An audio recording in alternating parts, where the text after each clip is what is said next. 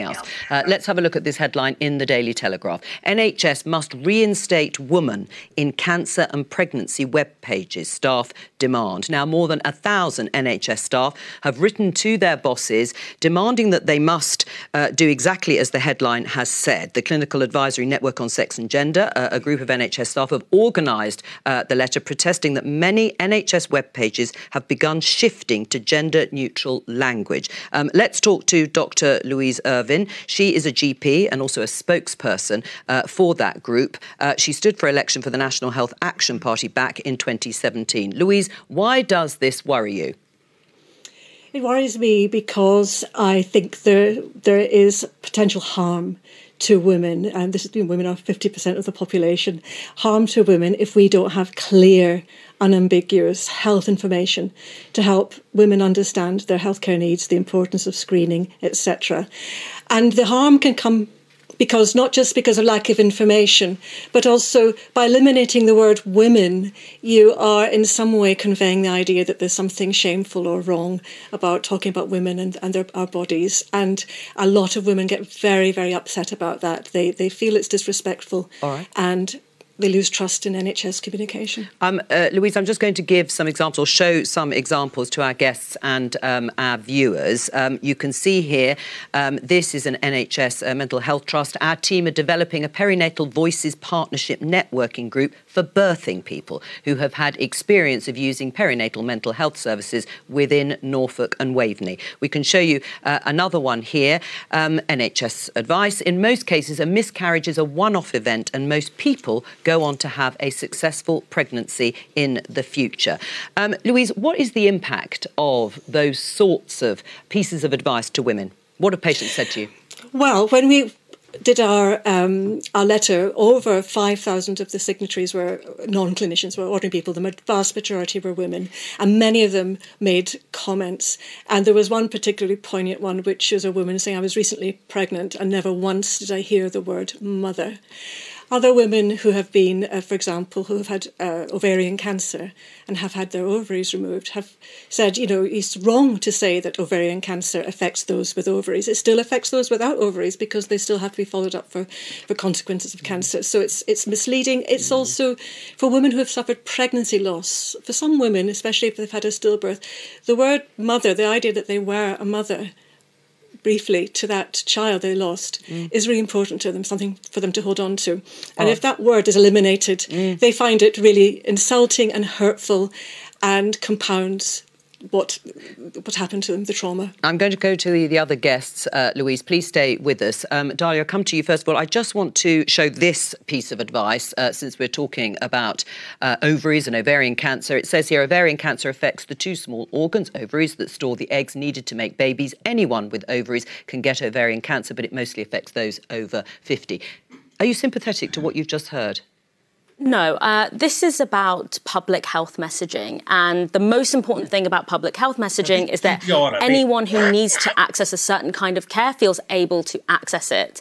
And regardless of your personal views on gender, politics, it is a fact that there are people who live and identify as men who are born with the capability to carry a child. And it is important for both the health of the baby and the health of the parent that they are able to feel included and can access the healthcare they need. I think we can all agree, and there is evidence in the clinical literature, that a lack of awareness about this particular group of people, trans men, intersex people, can put the baby and the parent at risk. And I'm sure we can all agree that we don't want that to happen. And it's very normal to update language to reflect different realities. For example, in education and healthcare institutions, we have adapted our language around parenthood to reflect the fact that it's not always mummy and daddy, that there are families with gay parents, there are single parent families, there are families where children aren't raised by their biological parents. Right. So it's really common sense as far as I'm concerned. Louise, what do you say to Dalia? I think there should be very good targeted information to help all trans people with about their health. It's a basic principle that if you're communicating with people, you have to be clear who your target audience is. Make sure you provide the right information. Actually check with them afterwards, is this the information that you want? And I would never deny that. But on the other hand, women, the vast majority of women, are not trans people. They also deserve information that they can understand and that makes sense to them. There has been, with these changes, there was no research at all, and we found that out from our Freedom of Information Act, on the actual impact on women, on obscuring language, replacing using phrases like anyone with a cervix. We know that something like 40% of women don't know what a cervix is, don't know they've got a cervix. My own mother said to me the other day, Louise, what's a cervix? And she's an educated woman. And over 20% of women over the age of 50 don't know that cervical screening can detect, prevent cancer. And we are seeing that the level of take-up of cervical screening is going down amongst women. One of the main reasons amongst young women not going for cervical screening is shame and embarrassment. Now, if we've got a word that is taboo, the word woman is taboo, doesn't that just reinforce age-old shame around our bodies as women? Well, Dahlia, I mean, I'll get Dahlia to respond on that issue. It does feel like you're shaming, not you, but it is shaming women, and it's become a taboo word to say woman, mother. Absolutely not. I think that the issues that are raised here are much deeper issues of education around our bodies that is not going to be, that is not really addressed by this particular issue. You know, we're talking about referring to people as people. So unless you don't identify as a person, I don't see how this is exclusionary or erasing you. But what about people who refer to themselves as women? Absolutely. I refer to myself as a woman. I think it's incredibly odd to say that by using a word like person that you're ashamed to use the word woman. We're just trying to use accurate language. And the accurate language is that there are people who can become pregnant or who can have cervical cancer who don't identify as women. We're just trying to be accurate here.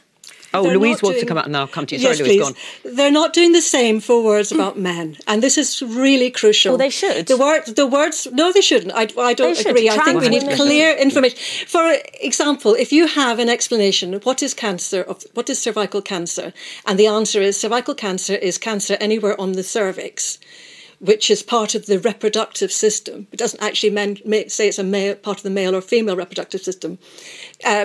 That is very different from the previous formulation, which is cervical cancer is cancer that women have on their cervix. The cervix is the entrance to the womb at the top of the vagina. It explains really clearly what the cervix is, where it is, and that it is part of a woman's body. Now, this obscure language is actually not helping to educate women or men or people about their bodies, their sexed bodies. And even the NHS's guide to inclusive language says that where sex is relevant, the word sex-related should be used. And also the Women's Health Strategy for England is very clear that we should be using women's words. How do you address the fact that there are people who do not identify as women for whom these issues can impact, and they are typically erased or not included in these kind of care services? How do you propose that we engage those people then? Well, I think their needs are very important, and health services should engage them and should be available for them. And we should be actually targeting information specifically for their needs. For example, a trans woman may well have a need to both have screening for prostate disorders, or may well have testicular problems, but may well also, because she's taking hormones, estrogen, may well also need breast screening. So may well actually need elements of screening that apply typically to men and women. All right. So that's the tailored approach to individual variation, which this is a ghettoisation is very important. I think we need universal, powerful messaging. But universal messages have to reach the 51% of the population who are women and who currently are not relating to this literature. That's why so many signed this letter. Do women not feel included in the word people or person? No, I don't understand. And how come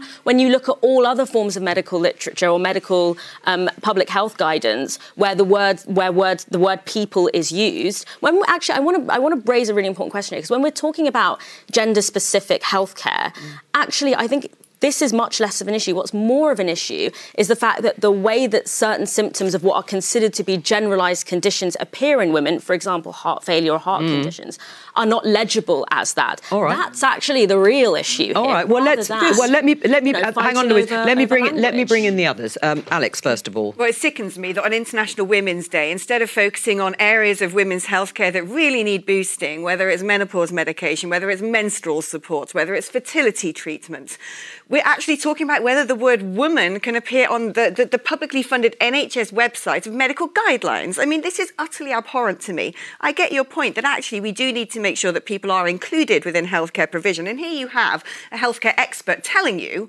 and who has acres of experience, that this situation where we're having the word person and sort of conflagrating various concepts textually will end up excluding a huge amount of the population who rely on this information. We do have evidence in the clinical literature research recently emerged out of Durham that healthcare messaging that insists on a gender binary in this way does underserve people with gender variation. Dahlia, and that's the population compared to the 51%. All right, Dahlia, I'm going to just bring in the guys over here. Lloyd. I mean, I don't think there should be a ban on gendered language in NHS guidelines. Whether you're genderising or sexing the language, there's a slight difference there, woman or female. But where it's accurate, it should be used, and it should be allowed to be used. And where it needs to include more people, you can use alternative formulations. I don't think there should be a one-size-fits-all. Instead, we need to do case by case. For example, there may be many reasons why you don't want to say mother, because there might be two mothers in that relationship and you want to be clear on talking about the birthing parent. It might well be that it's a surrogate who doesn't consider themselves a mother because genetically is not the mother. So you want to use a term. So I just think that are we overcomplicating it? It needs to be the Royal Colleges and all the professionals to get together to work out what is the best. Now, we've got one professional here, but there's a whole swathe of other... She says a very large number. Represents 1,200 out of the biggest staff in the world of any organisation, bar the Indian Railways. OK, so she represents a small group within that staff network. The experts need to get together and work it out. Well, we've got one expert who's given... for everyone. And then I think that this should not be a political discussion. What should be the political discussion is how we fund and support women with menopause. How we make sure that women's health is better supported. Well, then there are political discussions about that. But let me get Saqib in. Women with menopause, no right? One's saying you can't. Right, hang on. That's exactly what I've said. It's about I think those words should be able to be used. Right. If it shouldn't be. All right, but let me put a different question. Are women being discriminated by this advice? Let me try and be the bridge of consensus across everyone. Oh, Saqib, please. There's a bit very generous first of time you, in my life. Look, the thing is, this debate gets very heated, and my starting point in all this is obviously people who are transitioning should be given the utmost compassion. That should absolutely be the case. But we're hearing from the healthcare professional over there that, on International Women's Day, I'm certainly not going to say we shouldn't have women on the websites. The Women's Health Strategy clearly sets out you should have sex-specific stuff. I would hope that the health professionals can use their common sense and professionalism to navigate the minority and not discriminate against the 51%. So, Saqib, thank you. And thank you to you, Dr. Louise Irvine, for joining us today. And happy International Women's Day. Let's talk about the protests in France, because more than